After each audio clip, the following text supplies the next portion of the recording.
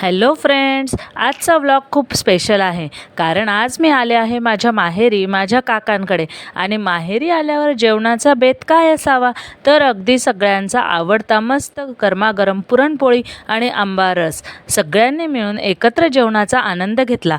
जेवण झाल्यावर एक खूप छान सोहळा पार पडला. सगळेजण आनंदाने जेवण करत होते. असे एकत्र बसून जेवण करणे हे आजच्या काळात अनुभवायला मिळणे खूप दुर्मिळच आहे. परंतु आमचे सर्व कुटुंब अजूनही एकत्रितपणे येतात, भेटतात, भेटीगाठी होतात आणि छान असा गप्पा, हशा आणि जुन्या आठवणींना उजाळा देत जेवणाची मजा आणखी वाढत होती. आजकालच्या धावपळीच्या जीवनात अशी सगळी माणसं एकत्र बसून निवांत जेवण करण्याची संधी फार कमी मिळते. प्रत्येक घासासोबत प्रेम, आपुलकी आणि नात्यांचा गोडवा अनुभवायला मिळत होता. खरंच जेवण कितीही चविष्ट असलं तरी आपल्या माणसांच्या सहवासात त्याची चव आणखी वाढते. अशा सुंदर वातावरणात आमचा जेवणाचा कार्यक्रम अतिशय आनंदात पार पडत होता. जेवण झाल्यावर माझ्या सासऱ्यांचे म्हणजे आमच्या अण्णांचे 75व्या वाढदिवसानिमित्त काकांनी त्यांना एक छानसा ड्रेस, शाल वगैरे देऊन त्यांचा सत्कार केला. संपूर्ण कुटुंब एकत्र आलेले होते आणि त्यांचा सत्काराचा कार्यक्रमही खूप छान पार पडला. अण्णांनी आयुष्यभर कुटुंबासाठी केलेले कष्ट, दिलेले संस्कार आणि जपलेली नाती यांचा हा छोटासा सन्मान होता. ड्रेस स्वीकारताना त्यांच्या चेहऱ्यावरचा आनंद आणि समाधान पाहून सगळ्यांनाच खूप छान वाटत होतं. अण्णांना पुढील आयुष्यासाठी उत्तम आरोग्य आणि दीर्घायुष्याच्या शुभेच्छा देत आम्ही त्यांच्यासोबत काही सुंदर क्षण कॅमेऱ्यातही टिपले. कुटुंबासोबत असा छान वेळ घालवल्यानंतर आम्ही निघालो शेतावर जाण्यासाठी.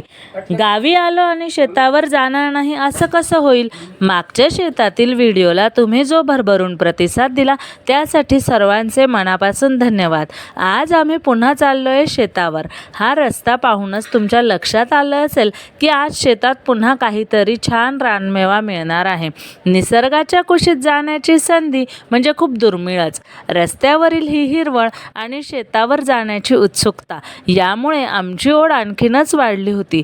आणि फायनली आम्ही पोहोचलो आमच्या शेतातील फार्म हाऊस जवळ. आहोंनी तिथं गाडी पार्क केली आणि आम्ही पुढे जायला निघालो. शेतात पुढे गेलो तर सगळेजण पुढे फिरण्याचा आनंद घेऊ लागले. समोर पाहतो तर काय, झाडांवर एवढी जांभळं लागली होती की जिथे तिथे फक्त जांभूळच पडलेले दिसत होते.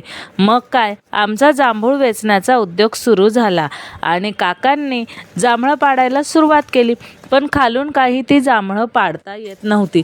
मग आता करावे तरी काय? मग त्यांनी काहीतरी विचार केला आणि पुढे ते थेट झाडावरच चढले आणि झाडावर चढून त्यांच्या साहित्याने त्यांनी जांभळं पाडायला सुरुवात केली.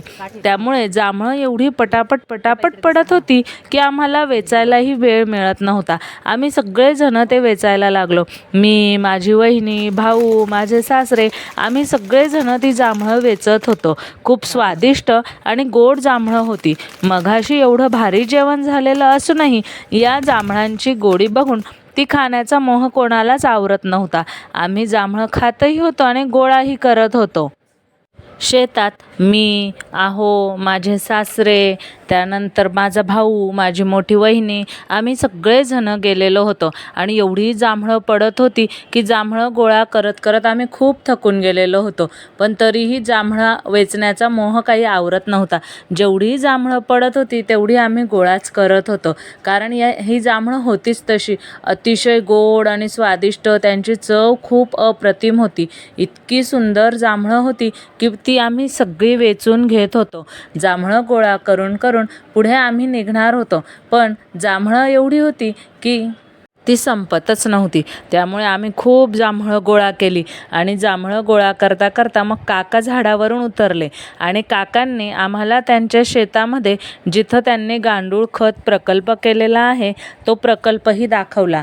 त्या प्रकल्पामध्ये खूप सारे गांडूळ होते आणि त्या गांडुळांमुळेच हे खत खूप छान बनतं आणि हे गांडूळ खत इथल्या पूर्ण शेतीला दिलं जातं. म्हणूनच ही शेती एवढी प्रगतिशील आणि पूर्णपणे ऑर्गॅनिक आहे. या खतांच्या चांगल्या वापरामुळेच इथली फळं आणि पिकंही एवढी दर्जेदार येतात की खूपच शेतीमध्ये तिथं छान अशी प्रगती झालेली दिसते. आणि या गांडूळ खतांबरोबरच तेथे अजून काकांनी जीवामृतही बनवलेले आहे. ते जीवामृतही शेतीमधले जे वेस्ट पार्ट असतात त्यांचे मिळून जीवामृत केलेले आहे. ते जीवामृतही त्या खतांप्रमाणे पूर्ण शेतीमध्ये दिले जाते. त्यामुळे शेती खूप ऑर्गॅनिक आणि खूप छान असे पिकं त्या ठिकाणी निघत असतात. आणि त्यानंतर आमची शेताची सफर सुरूच होती. शेतात फिरण्याचा सगळेजण अगदी भरभरून आनंद घेत होते. निसर्गाच्या कुशीमध्ये आल्यावर एवढा आनंद अनुभवायला मिळतो हे खरंच खूप छान गोष्ट आहे. आम्हाला सगळ्यांना शेतात फिरायला खूप मजा येत होती. हा भाग झाला की पुढचा भाग झाला की अजून पुढे, असं शेत काही आमचं संपतच नव्हतं. त्यामुळे आम्ही शेतात छान फिरत होतो. आणि शेतामध्ये जांभळाची एवढी झाडं होती की चालता चालता लगेच जांभळं दिसत होती. बघा, या झाडावरही किती जांभळं आहेत. पण या झाडावरची जांभळं आम्ही काही पाडली नाहीत. फक्त खाली जी जांभळं होती ती वेचून घेतली, कारण ह्या झाडावर मधमाशांचं खूप मोठं असं पोळं होतं. त्यामुळे हे झाड काही हलवता येईना आणि जांभळं पाडता येईना. म्हणून जी ताजी ताजी जांभळं खाली पडलेली होती ती आम्ही गोळा केली. हे बघा, आहोंनी जांभळं गोळा केली, ती जांभळं ते दाखवत आहेत. आणि मग जांभळं गोळा करून त्यानंतर अजून पुढे आम्ही निघालो. आणि पुढं गेल्यानंतर तर तिथं आम्हाला काय दिसले तर खूप छान असे मस्तपैकी पुन्हा जांभळं सगळीकडे जांभळं होते. आणि बघा, सगळेजण जांभळं गोळा करता आहेत, खाता आहेत. खूप गोड आणि अप्रतिम चवीची ती जांभळं आम्हाला सर्वांना खूप आवडली. आम्ही सगळेजण पुढची जांभळंही गोळा करत होतो. पण ही गोळा केलेली जांभळं फक्त तिथल्या तिथं खात होतो, कारण झाड काही हलवता येतच नव्हतं. कारण मधमाशांचं पोळं एवढं मोठं होतं की ते जर उडालं असतं तर आम्हाला शेतातून पळायला जागाच मिळाली नसती. खूप मधमाशा होत्या तिथं, मोठं असं ते पोळं होतं. त्यामुळे आम्ही जांभळं गोळा केली आणि त्या जांभळं खाऊन मस्तपैकी तिथं छान आम्ही आनंदामध्ये फिरत होतो.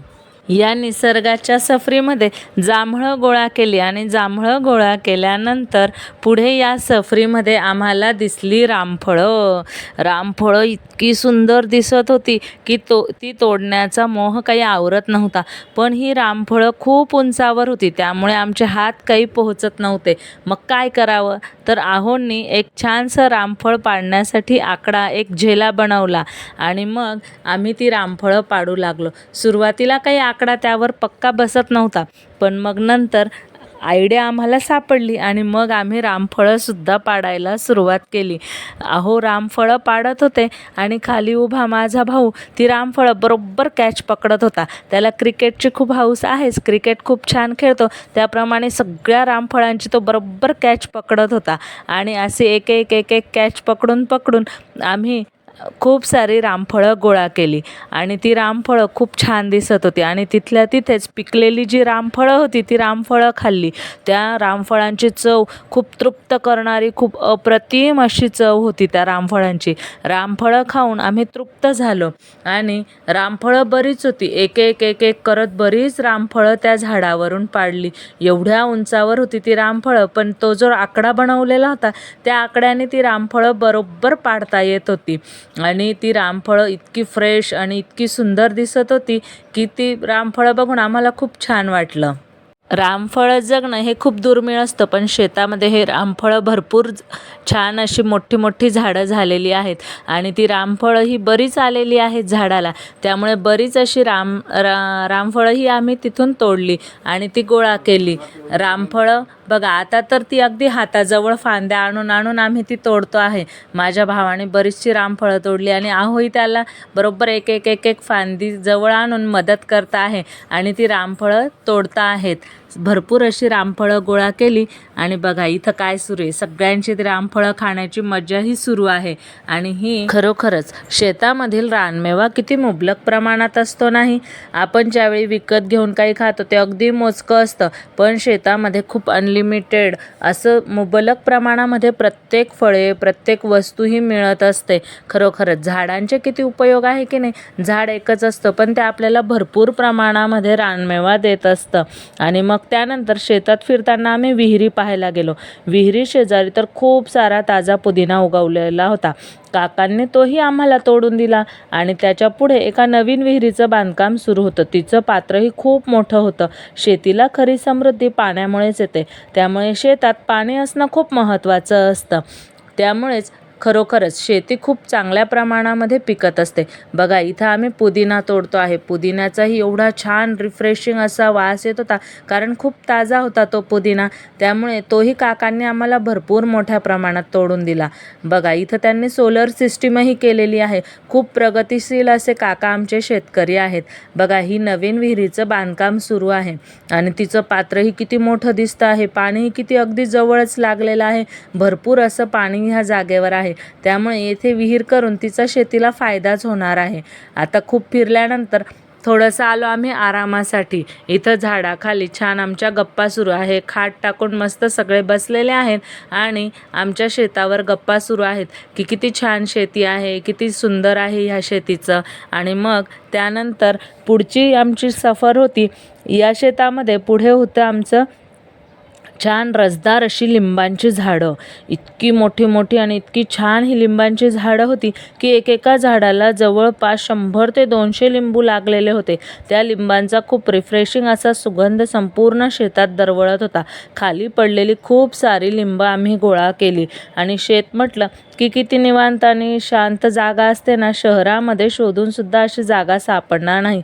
त्यामुळे असं वाटत होतं की शेतातच मस्त 2-4 दिवस मुक्काम करावा. आणि मग त्यानंतर आता दुसऱ्या दिवशी इथं आमचं सुरू आहे अधिक मासानिमित्त माझे नंदई भाऊ आणि नणंद यांना ओवाळणं सुरू आहे. आज माझी नणंद आणि नंदई भाऊ गावाला जाणार आहेत. त्यामुळे आजचा दिवस थोडासा भावूक करणारा होता. पण या अधिक मासामुळे आम्ही त्यांना तरीही छानपैकी ओवाळलं आणि भेटवस्तू दिल्या. अहो तर त्यांच्या बहिणीला ज्या भेटवस्तू देत होते त्या हक्काने नकार देत होत्या. त्या म्हणत होत्या की माहेरी एवढे छान क्षण अनुभवायला मिळतात, तुमच्यासोबत जगायला मिळतात, हाच मोठा आनंद आहे. या भेटवस्तू, हे पैसे, हे कशासाठी? तरीही अधिक मास वाण देणं हे आमचं कर्तव्य आहे असं म्हणून आम्ही त्यांना ह्या भेटवस्तू दिल्या. आणि मग त्यानंतर असा होता आमचा आजचा व्लॉग. तुम्हाला आमचे हे कौटुंबिक क्षण आणि शेतातील धमाल कशी वाटली हे कमेंट करून नक्की सांगा. आणि व्हिडिओ आवडला असेल तर लाईक करा, शेअर करा आणि आमच्या चॅनलला सबस्क्राईब करायला अजिबात विसरू नका. भेटूया पुढच्या अशाच एका नवीन छानशा व्लॉगमध्ये. तोपर्यंत सर्वांना बाय.